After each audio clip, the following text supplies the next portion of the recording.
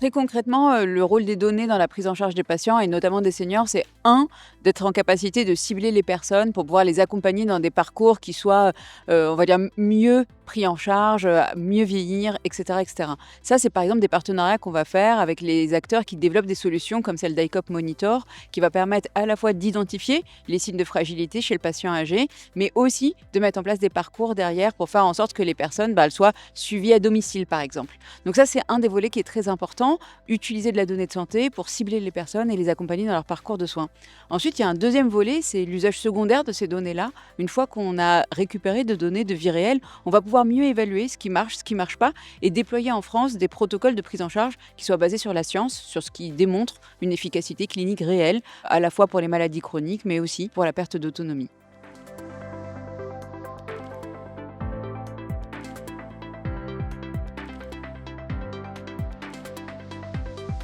Sur le volet de souveraineté, nous, toute notre stratégie depuis le début, c'est d'arriver à mettre en place un cadre auquel les acteurs économiques du secteur peuvent se raccrocher et qu'on privilégie comme ça les entreprises européennes, françaises qui développent des solutions, qu'elles soient des solutions, on va dire, métiers, du quotidien ou des solutions innovantes plutôt d'avenir. Donc ça passe à la fois par un cadre technique qui est le nôtre, celui de la doctrine du numérique en santé, mais aussi par des modèles de prise en charge, de financement. On va financer les phases amont de développement, d'évaluation. C'est le cas par exemple avec tous les financements de la stratégie d'accélération santé numérique, mais aussi en finançant la prise en charge des dispositifs qui démontrent une fiabilité médicale. Je pense par exemple pour la télésurveillance ou pour la prise en charge des dispositifs médicaux numériques. On est super fiers là d'avoir la première thérapie digitale remboursée en France ce mois-ci, donc c'est une très bonne nouvelle.